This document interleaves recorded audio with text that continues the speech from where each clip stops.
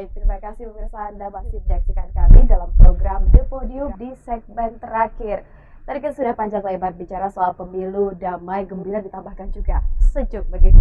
The Podium ini terselenggara atas kerjasama Duta TV dengan Kesbang Pol Provinsi Kalimantan Selatan. Seperti yang saya sounding di akhir tadi, bahwasanya ketika kita masyarakat awam bingung begitu melihat banyak sekali foto caleg, karena kalau presiden hanya 3 calon begitu kita bisa mengenali, tapi dengan caleg dengan dapil yang berbeda, dengan wajah-wajah juga yang berbeda, ada yang incumbent, ada juga wajah baru begitu. Kenapa masyarakat harus memilih caleg tersebut? Adakah memang indikator daya tarik tersendiri? Silakan, adakah partai politik yang menyuarakan begitu? Silakan.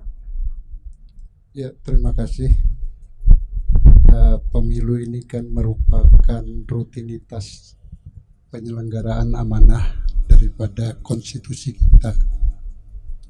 Ya, saya pikir karena ini sebuah ketentuan yang diberikan oleh KPU tentang alat peraga, di samping daripada alat peraga juga bisa melaksanakan kampanye secara terbuka atau kampanye tertutup tatap muka, sehingga mencari yang praktisnya banyak caleg yang sekedar memasang baliho.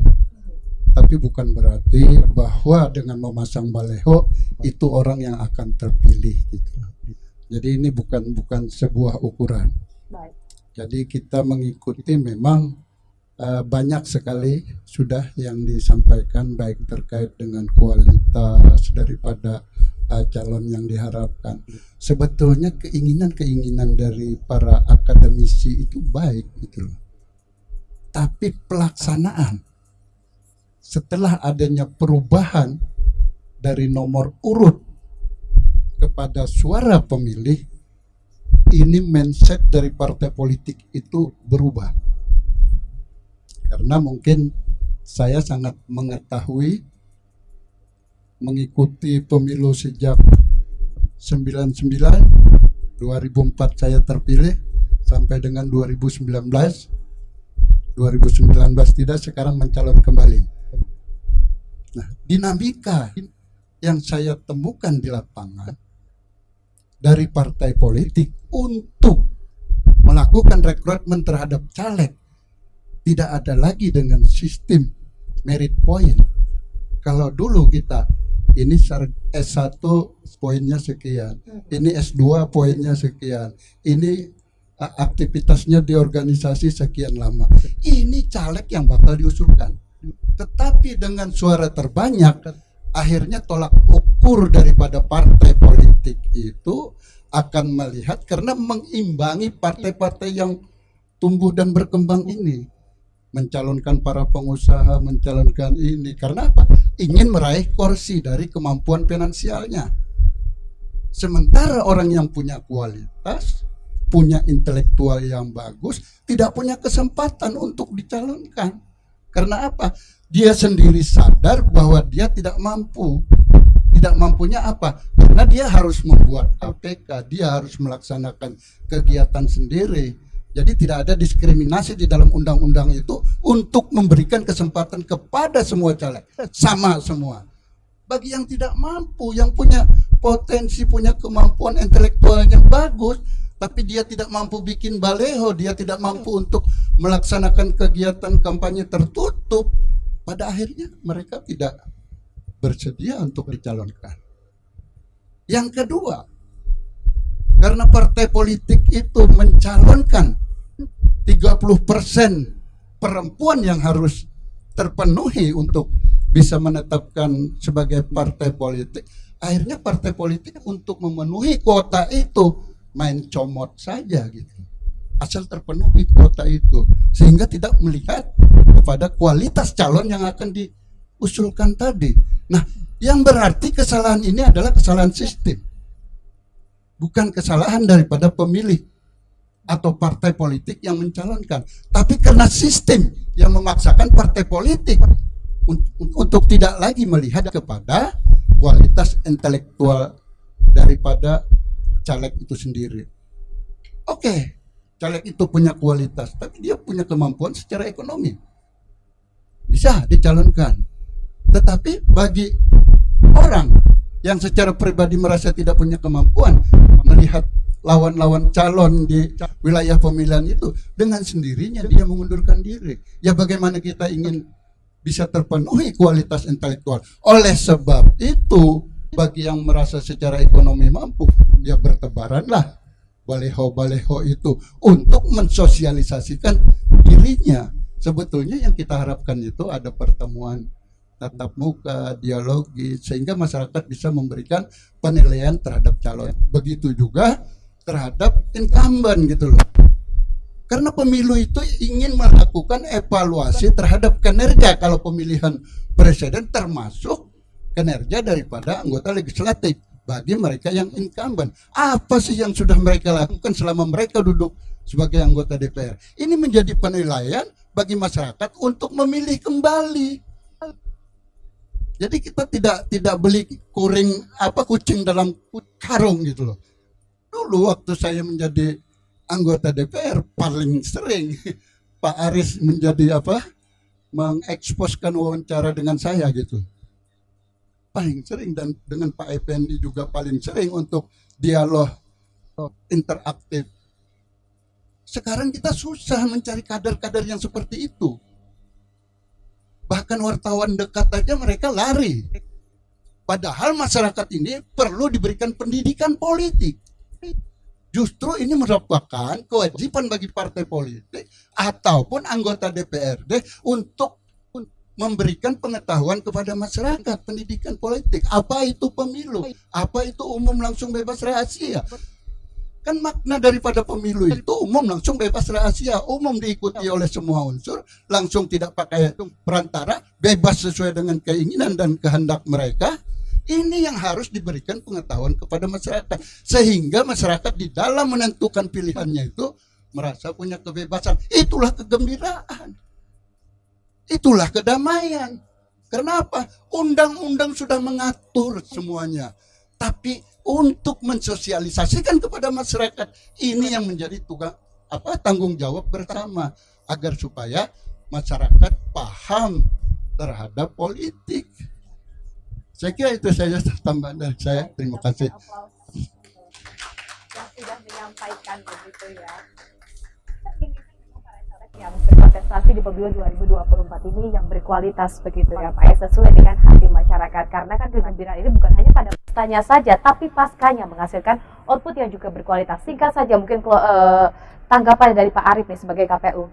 Dari pemilu ke pemilu, dan ini merupakan pemilu yang ke-6 setelah era reformasi lah, pembenahan terhadap sistem pemilu ini memang perlu dilakukan perbaikan lah ke depannya. Jadi beberapa kali undang-undang pemilu ini diuji ke Mahkamah Konstitusi melalui judicial review.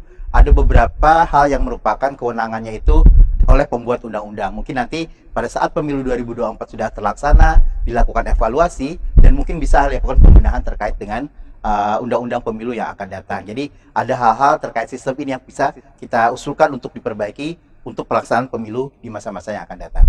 Baik, karena kita juga bukan hanya butuh visi misinya, tapi memang janjinya itu bisa dilaksanakan saat dia duduk di kursi tersebut. Karena durasi kita yang singkat, mungkin dari Pak Aris dulu closing statement juga himbauan kepada masyarakat Pak, dan partai politik juga harus disisipkan. Singkat saja Pak, karena durasi kita yang terbatas.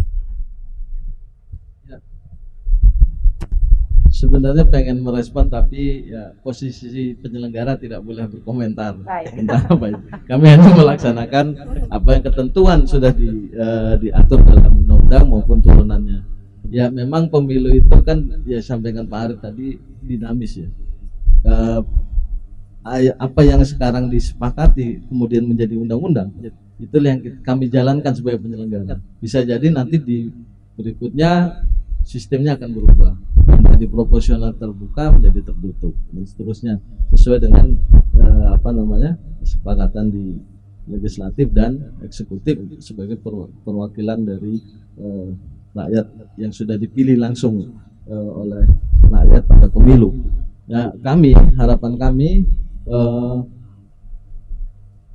sebagai penyelenggara, pertama saya apresiasi kepada kawan-kawan Kesbangpol yang hari ini menginisiasi. Ini kan salah satu pendidikan politik juga, mengedukasi kepada publik, kepada pemilih agar dalam pemilu menjadi pemilih yang cerdas, pemilih yang menggunakan olah pikir untuk menentukan siapa yang akan dipilih. Nah, kami juga berharap kepada peserta partai politik, pasangan calon, beserta tim kampanye, beserta caleg-calegnya, pelaksana kampanye, dan juga calon DPD itu menjadi subjek yang sama-sama mewujudkan pemilu yang berkualitas, pemilu yang berintegritas, pemilu yang bermartabat, sehingga penyelenggara pemilu itu tidak sendiri. KPU, Bawaslu dan DKPP sebagai satu kesatuan fungsi dalam penyelenggaraan pemilu itu tidak sendiri, tapi ada peserta, ada elemen-elemen lain yang turut bersama-sama mewujudkan pemilu yang kualitas proses, kualitas hasil itu baik, sehingga berintegritas dan bermartabat. Demikian dari ini. Terima kasih. Assalamualaikum warahmatullahi wabarakatuh. Kita dengarkan mungkin dari akademisi dulu. Silahkan Pak, closing statementnya. Pemilu adalah satu-satunya jalan untuk melakukan proses seleksi terhadap calon-calon pemimpin secara terhormat, bermartabat, dan beradab. Oleh karena itu, dengan segala kelemahan-kelemahan penyelenggaraan pemilu, kita tetap harus punya tanggung jawab yang sama untuk mensukseskan pemilu dan menghimbau kepada semua masyarakat yang punya hak pilih, gunakanlah hak pilih Anda, karena itu yang akan menentukan masa depan bangsa kita. Terima kasih. Mari tetap jaga kondusivitas, jaga kedamaian ini, dan pada hari Rabu tanggal 14 Februari 2024, mari kita beramai-ramai datang dengan riang gembira ke TPS, gunakan hak pilih kita, pilih calon-calon pemimpin kita untuk 5 tahun ke depan yang akan membawa kebaikan dan pembangunan berkelanjutan di Provinsi Kalimantan Selatan, juga di tingkat nasional. Itu aja pesannya, Mbak. Baik, luar biasa. Berikan tepuk tangan yang meriah untuk kedua narasumber kita sudah meluangkan waktu untuk datang di program Duta TV yang merupakan inisiasi dari Kesbangpol Provinsi Kalimantan Selatan. Saya ucapkan terima kasih untuk 3 narasumber, yakni bersama dengan Pak Arief Puhia selaku Komisioner KPU Kalimantan Selatan, dan juga akademisi Bapak Dr. Muhammad Effendi, dan juga di sebelah sana ada Pak Aris Bardiono selaku Bawaslu Provinsi Kalimantan Selatan. Dan tidak lupa saya juga mengucapkan terima kasih yang sebesar-besarnya kepada perwakilan partai politik di Kalimantan Selatan, ada Golkar, PAN, P3, Buruh, PD Perjuangan, Gelora, Garuda, PKB, Gerindra, dan PKN yang telah meluangkan waktu untuk sama-sama di sini memberikan pemahaman, pengetahuan untuk menuju pemilu yang damai dan juga gembira. Pemilu adalah kita, ayo kita bergandengan tangan untuk mewujudkan pemilu yang damai, pemilu yang gembira, karena 14 Februari, hari yang penuh cinta, satu suara menentukan nasib bangsa. Saya Fatia, mewakili kerap kerja bertugas, mengucapkan terima kasih atas kebersamaan Anda dan sampai jumpa. Wassalamualaikum warahmatullahi wabarakatuh.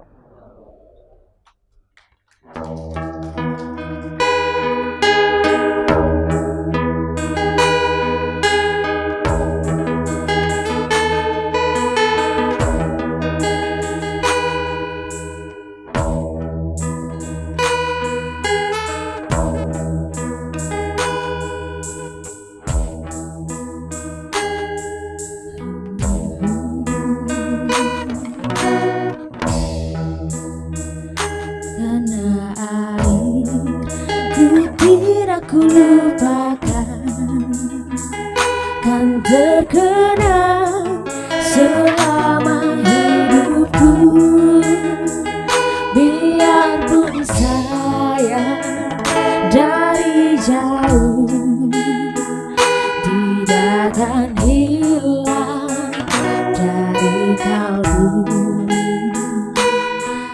Tanahku yang ku cintai, engkau ku hargai.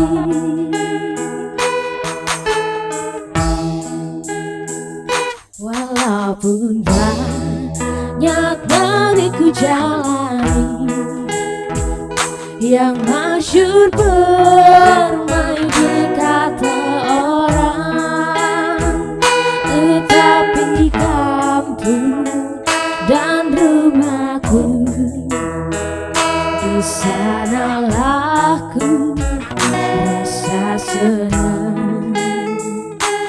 Tanahku yang ku cintai, bayangkan